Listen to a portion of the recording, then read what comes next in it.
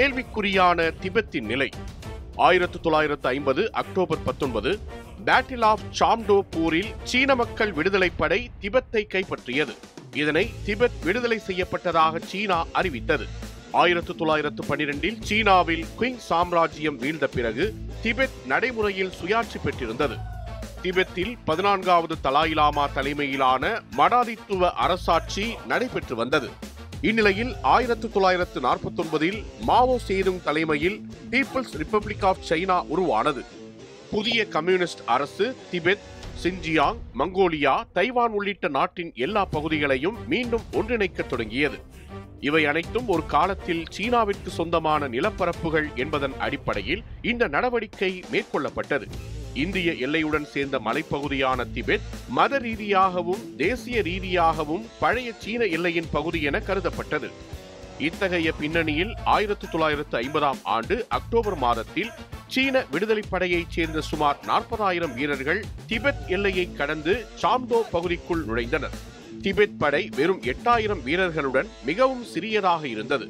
திபெத்திய வீரர்களின் ஆயுத பலமும் மிக குறைவாகவே இருந்தது. சீன விடுதலைப் படையினர் பல திசைகளில் இருந்தும் தாக்குதல் நடத்தி சாம்டோ நகரை முற்றுகையிட்டனர். தாக்குதலை எதிர்கொள்ள முடியாத திபெத் படை அக்டோபர் 19ஆம் நாளன்று சீன படையிடம் சரணடைந்தது. இதையடுத்து பேட்டில் ஆஃப் சாம்டோ முடிவுக்கு வந்தது. சுமார் 5,000க்கும் மேற்பட்ட திபெத் வீரர்கள் சிறையில் அடைக்கப்பட்டனர்.